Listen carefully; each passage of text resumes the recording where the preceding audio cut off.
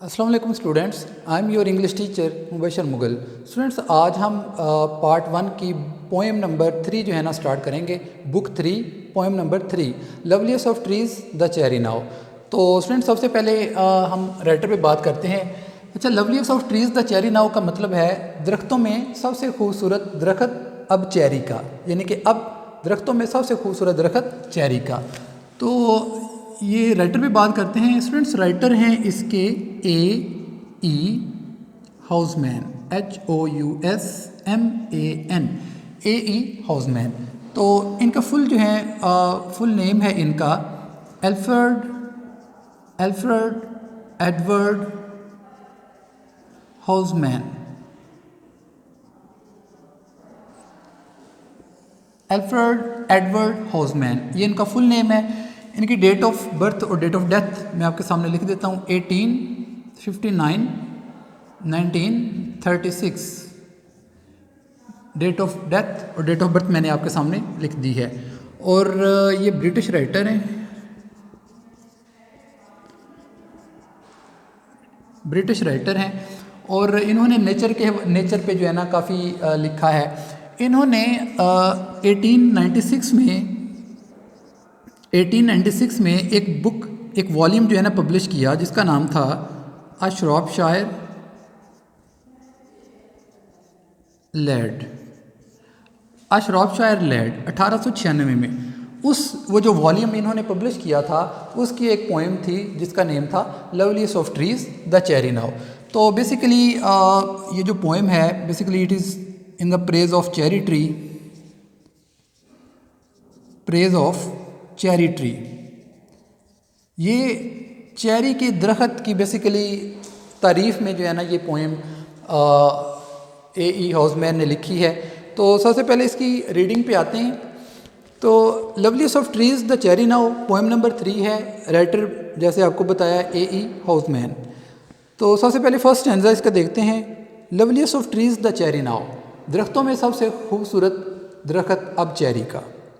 Is hung with bloom along the bough, इसकी जो टहनियाँ हैं वो लदी हुई हैं शगुफ़ों से या फूलों से। हंग का मतलब होता है लोडेड या लेडन। और इसी तरह ही फिर ब्लूम ब्लॉसम शगुफ़ों को कहते हैं, ठीक है। और फ्लावर भी इसका हो सकता है। उसके बाद बो जो है शाख को कहते हैं, ब्रांच को कहते हैं, या ट्विग इसका हो सकता है। And stands about the Woodland ride, और ये वहाँ खड़ा है जहाँ पे घुड़सवारों ने गुजरना है। वुडलैंड जंगल को कहते हैं, तो ये जंगल में उस जगह खड़ा है जहाँ पे राइडर्स ने गुजरना है। राइडर यानी कि घुड़सवार। Wearing white for Easter tide, इसने ईस्टर के मौका के लिए सफ़ेद लिबास पहना हुआ है। Second stanza, now of my 60 years and 10, और अब मेरी 70 साला ज़िंदगी में। ये बाइबल के अकॉर्डिंग इंसान को इस दुनिया में रहने का हक जो है वो एस्टिमेटेड जो एक एज दी है बाइबल ने वो 70 years है।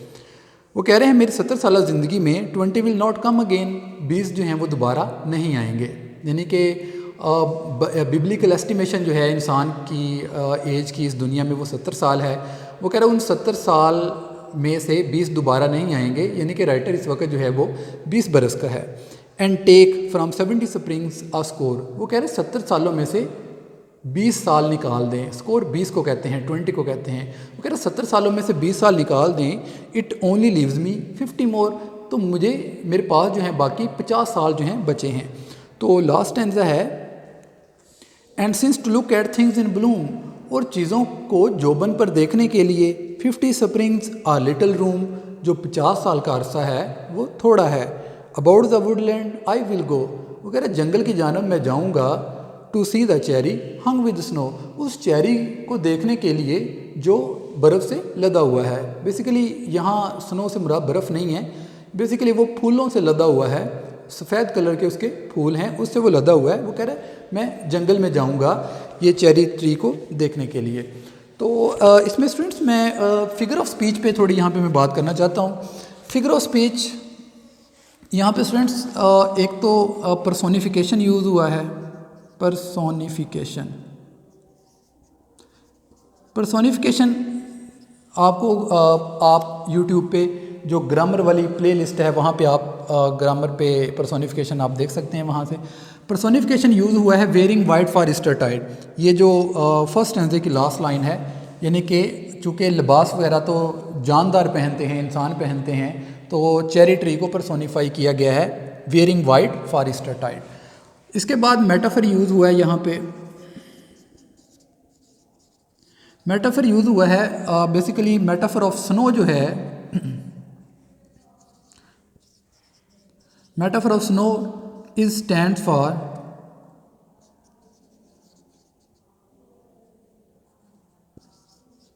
Coldness and death, coldness and death. जो मेटाफर यूज़ हुआ है बेसिकली यहाँ पे स्नो का, क्योंकि आपको पता है कि स्टूडेंट्स जो बहार आती है वो मौसम ख़ज़ां के बाद आती है, तो पहले एक दफ़ा डेथ और कोल्डनेस जो है ना आ जाती है, उसका जो फिर उसके बाद जो है ना वो रीबर्थ होता है, यानी कि स्प्रिंग आता है। इसके बाद जो है ना वो सिम्बोलिज़म यूज़ हुआ है इस पोएम में, symbolism. Symbolism basically cherry tree symbolises the beauty of nature, चेरी ट्री symbolizes the beauty of nature।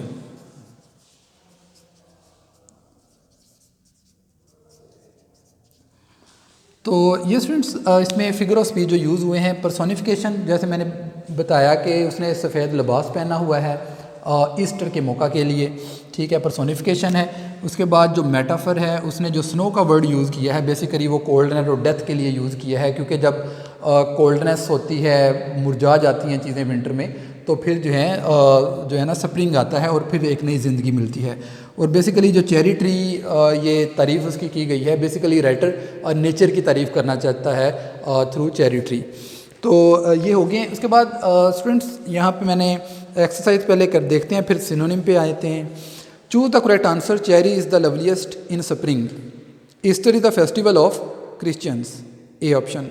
Cherry is dressed in white, D option. 70 years and 10 are 70 years, D option. Next है how many years of poet's life would not come again, 20 years। Cherry glorifies mind and thought the environment, ये दोनों option इसके ठीक हैं। और उसके बाद answer question पे आते हैं। Explain the first stanza with reference to the context, आपने फर्स्ट स्टैंजे में उसको एक्सप्लेन करना है रेफरेंस टू द कॉन्टेक्स्ट के हवाले से। What time of the year is mentioned in the first stanza, Easter tide है, ईस्टर का मौका उसका जिक्र किया जा रहा है। उसके बाद लिखा है read the second stanza carefully and right how old is the poet. आपको बताया है कि 20 विल नॉट कम अगेन, वो कह रहे हैं 20 साल दोबारा नहीं आएंगे, यानी कि 20 साल का वो हो चुका है।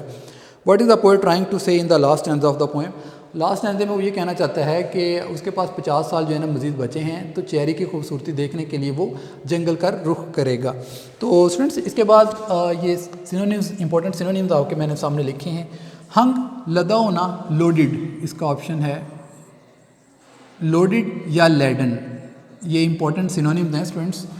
उसके बाद ब्लूम, शगुफे को कहते हैं या फूल को कहते हैं, ब्लूम, ब्लॉसम, ब्लॉसम या फ्लावर, FLOWER। उसके बाद बो, ब्रांच, बो जो है शाख को कहते हैं, ब्रांच,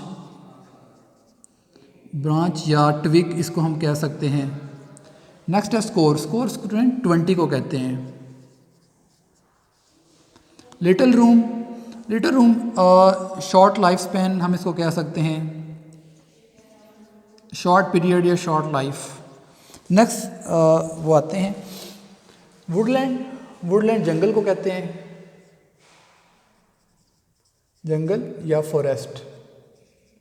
उसके बाद राइड है, राइड बेसिकली जो है ना वो रास्ते को कहते हैं, राइडर्स वे, बेसिकली राइडर्स वे, घुड़सवारों का रास्ता।